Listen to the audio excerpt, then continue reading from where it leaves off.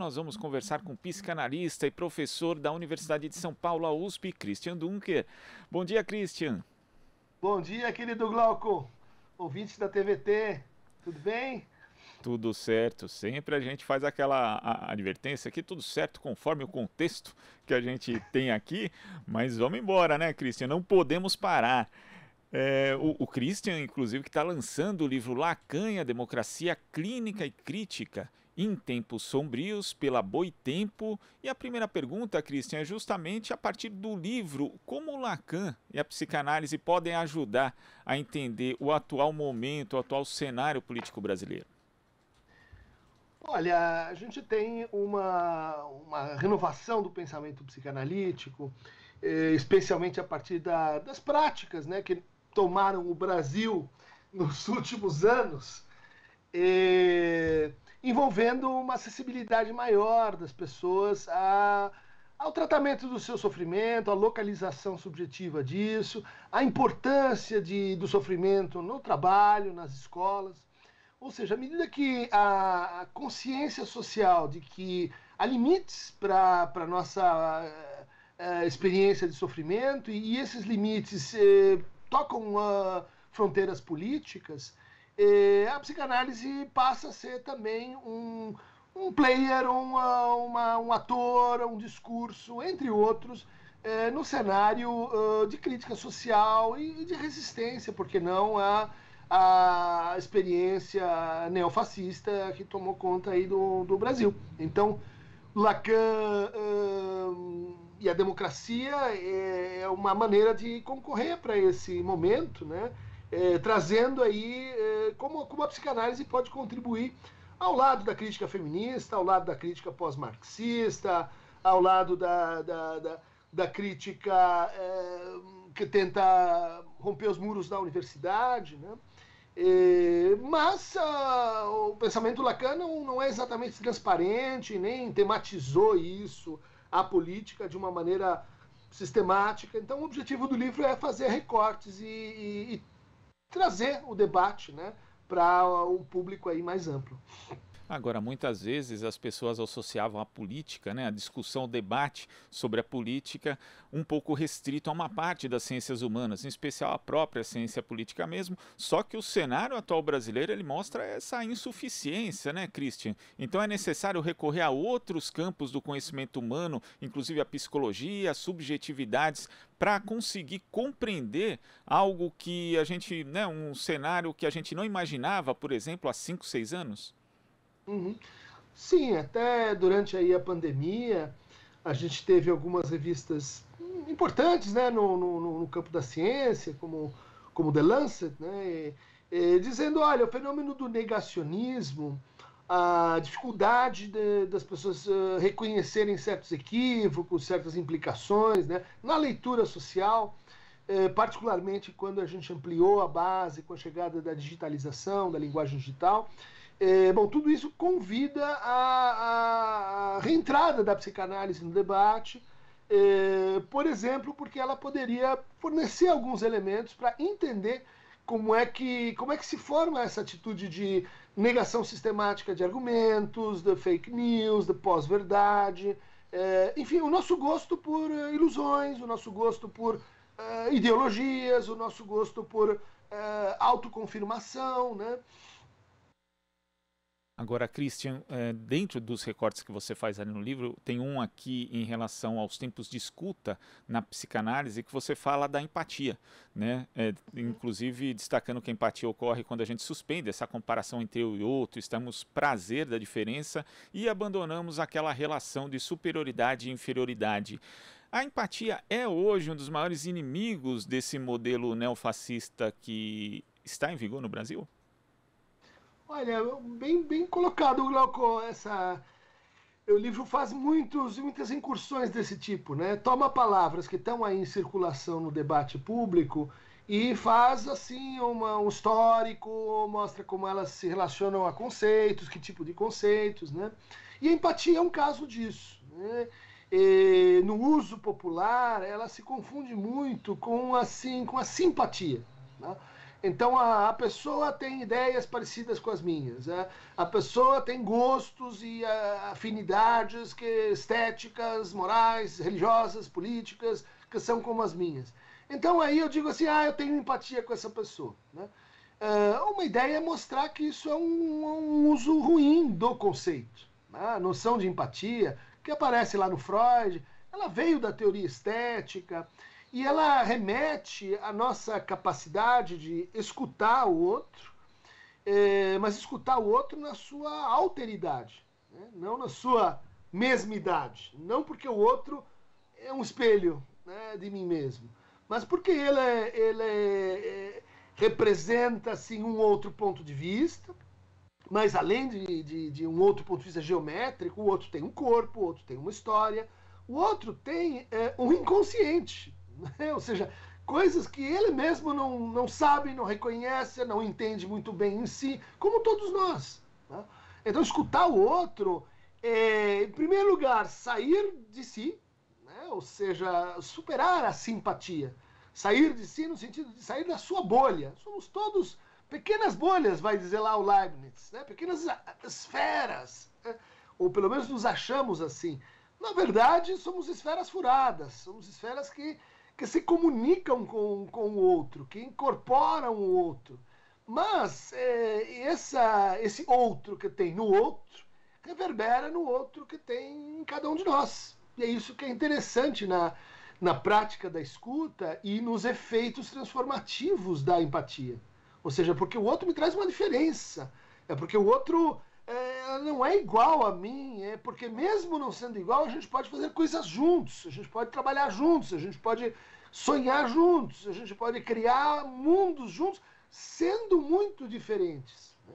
Mas para que isso aconteça no trabalho da empatia, eu vou precisar assim, adquirir um certo gosto por experiências de indeterminação. Né? Quer dizer, eu vou sair de mim, eu vou voltar a mim, uma espécie de grande viagem, né? Como já tinha lá Ulisses fazendo, e depois disso eu vou ter que encontrar palavras para acrescentar nessa viagem. Né? E isso tem que ver com um certo desenvolvimento da inteligência, por que não dizer, né? Encontrar boas palavras, ligar essas palavras com histórias, com a cultura, com as contradições sociais. E isso, então, faz da empatia, né, a partilha de dúvidas, de incertezas, de angústias, de sofrimento, né? Mesmo sofrimento naquele que muitas vezes a gente desautoriza ele de que ele está sofrendo. Acho que essa é a maior dificuldade na conversa aí contemporânea, com aqueles que têm assim, orientações políticas muito diversas das nossas. Né? Como é que a gente faz para entender que essa pessoa ela também está sofrendo? Né? Ela não está só fazendo os outros sofrer.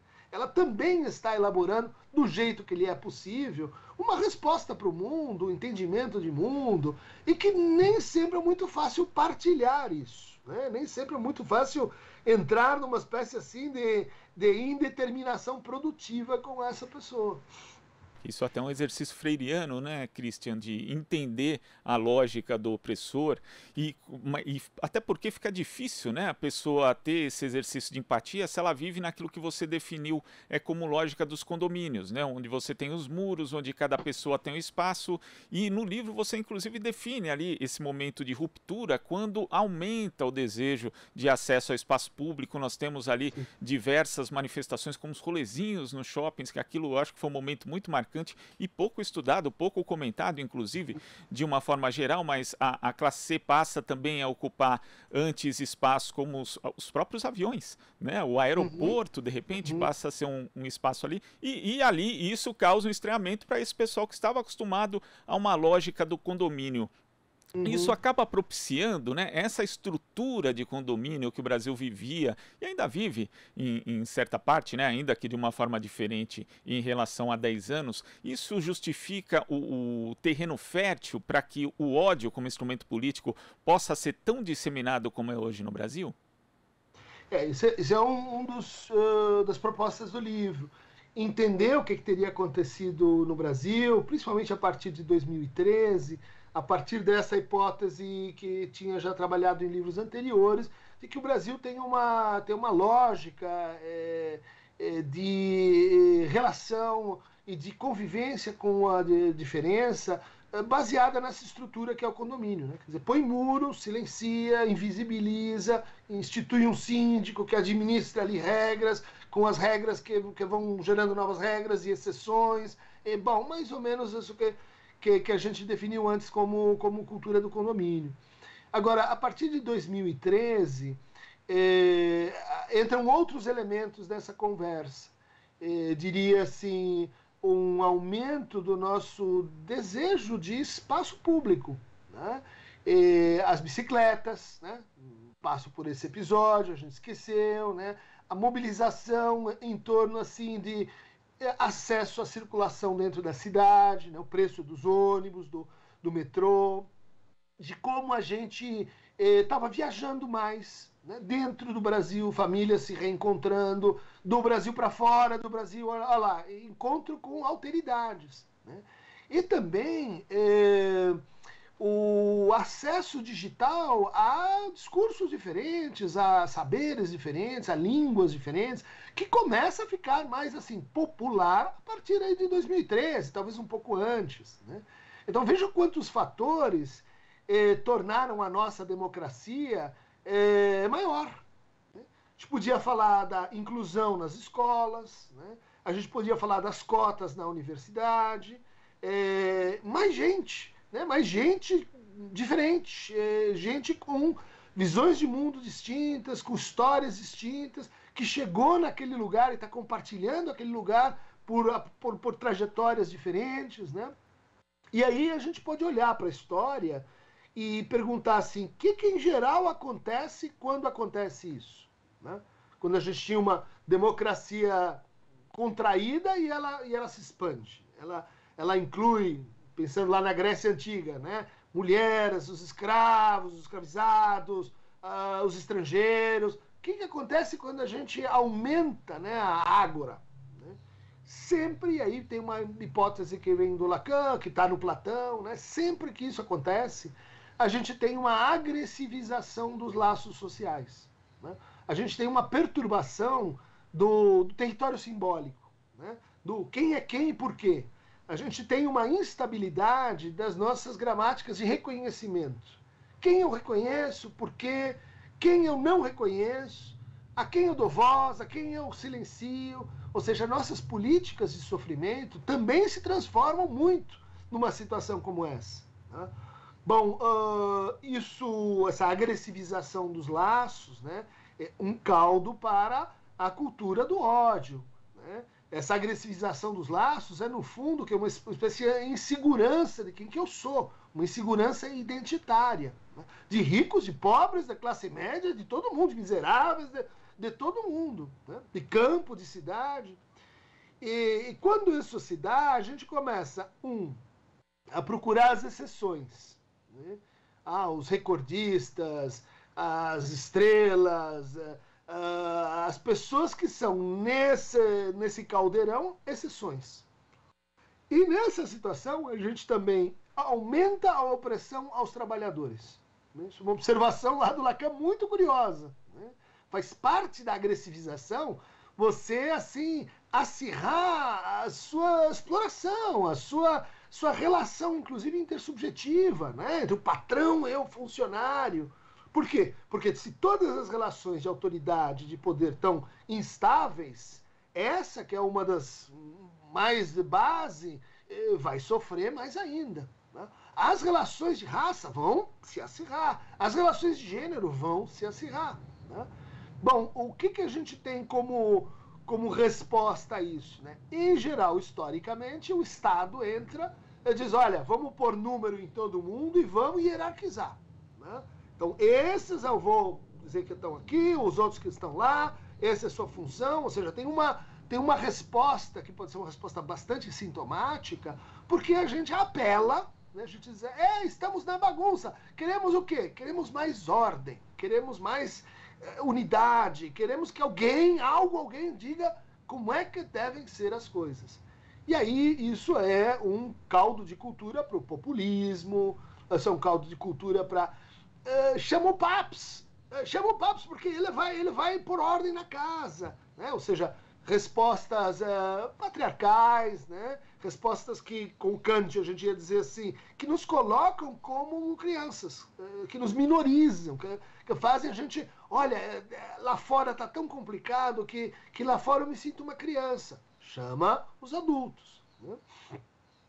Agora, Christian, você também fala no livro a respeito do posicionamento da esquerda, né, diante desse cenário. E cita parte da esquerda que você afirma que odeia o dinheiro, né? E quando eu li ali, eu lembrei de algumas críticas que são feitas em geral, por exemplo, quando o ex-presidente Lula faz um discurso e diz, olha, a gente tem que dar oportunidade para o pobre poder fazer o churrasco, para ele comer uma picanha de vez em quando, para tomar sua cerveja, para comprar o seu carro. E aí vem sempre uma crítica dizendo, mas aí foi feita ali uma inclusão pelo consumo na época do ex-presidente Lula, só que as pessoas não adquiriram consenso político. Como, aliás, se consenso político se adquirisse assim, né? Com essa facilidade, como se a classe média, a classe alta brasileiras fossem muito conscientes politicamente.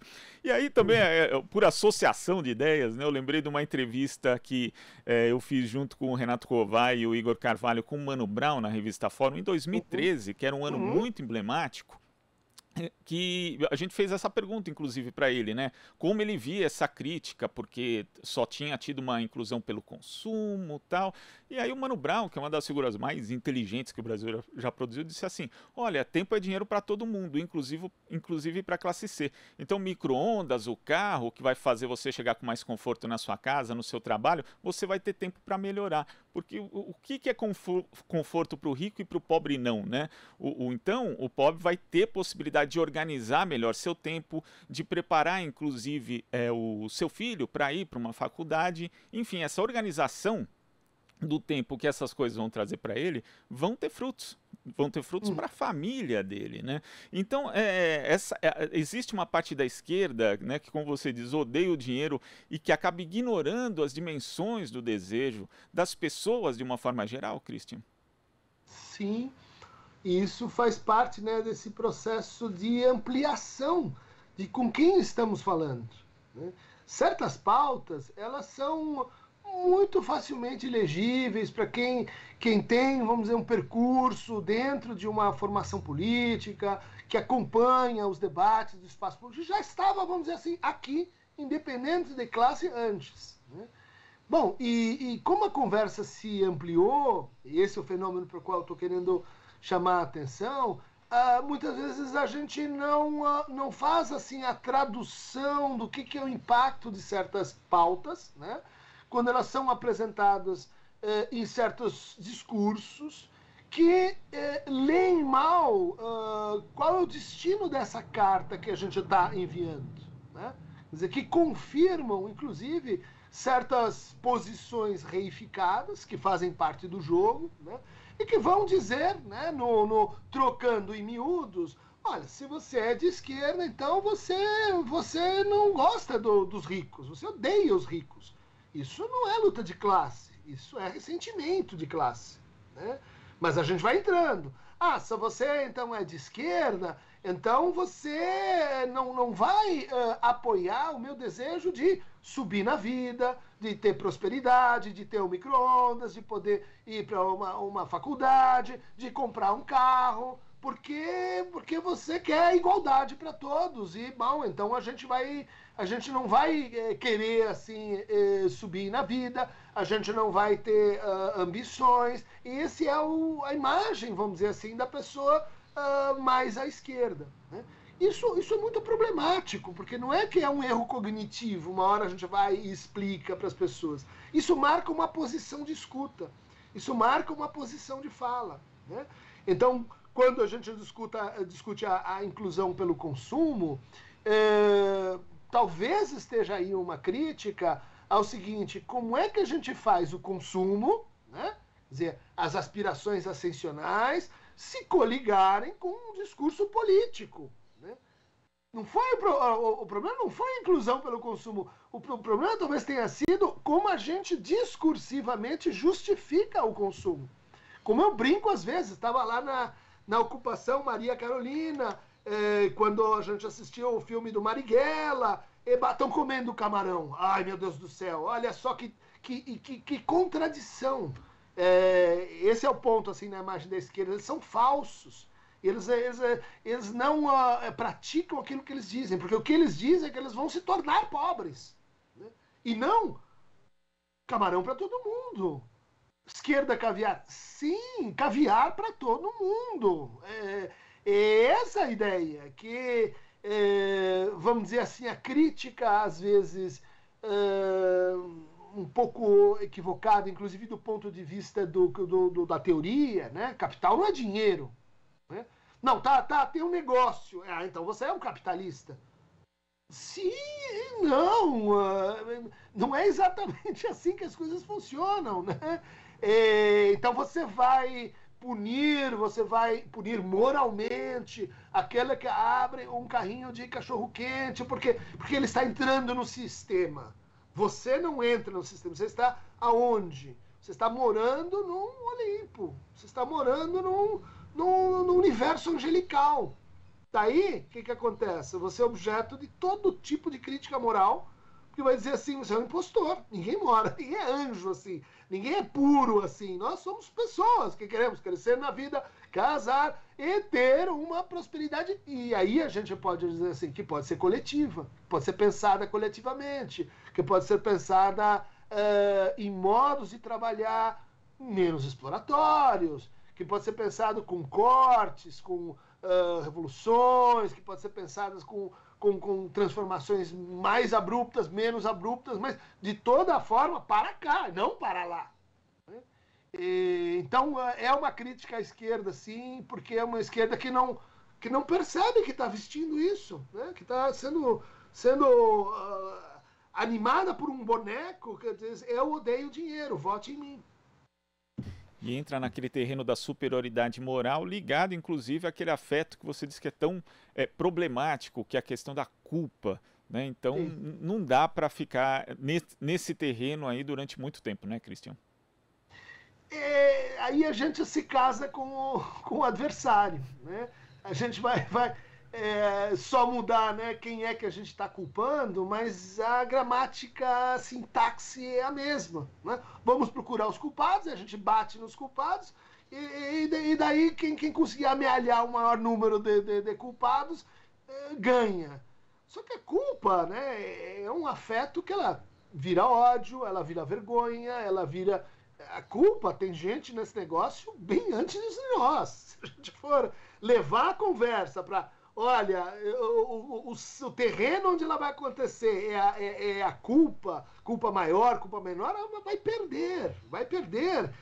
Não é porque nós temos menos ou mais culpa, porque a nossa conversa não é essa. Nossa conversa sempre foi alegria, bagunça, maio de 68, liberdade sexual, inclusive, contra limites, vamos dizer assim, de moralização, contra condomínios. E, de repente, pelas circunstâncias, é compreensível, a gente passa a defender direitos, defender o social. Sim, ótimo, mas defender é uma postura que convida, né, vamos reduzir para os princípios, vamos voltar ali nas pessoas de bom caráter. Problema. Isso vai terminar não só em culpa, Glauco, mas também num outro sentimento que a Esther Solano sempre marca, né? Esther que trabalha ali entrevistando as pessoas, né? com uma pesquisa bem direta, né? Como é que isso tudo é percebido? Né? Não, porque arrogância. Você sabe de tudo. Né? Os outros são assim... Só pessoas. Vocês estão fazendo uma coisa muito grandiosa e que não acolhe ali o chão miúdo, o solo comum, né, da gente junto. Christian, eu tinha aqui mais 2 dúzias de perguntas para fazer para você, mas o tempo urge, infelizmente. Sei também que você vai dar aula daqui a pouco, mas a gente continua com essa conversa aí, hein, Christian? Porque é muito importante e nesse processo político-eleitoral que a gente vive, acho que você é uma figura fundamental para o debate público. Muito obrigado pela sua participação aqui no Jornal Brasil Atual, Christian. Eu que agradeço, Glauco, a TVT, você, e de fato essa entrevista tua, como tantas outras, é uma entrevista memorável. Acho que a gente tem que voltar lá para escutar o Mano Brown, né, em 2013, em 2017, né? E escutar essas pessoas que estão fazendo uma crítica transformativa, né? Não, é muito Valeu, importante. Glauco. Christian, eu que agradeço.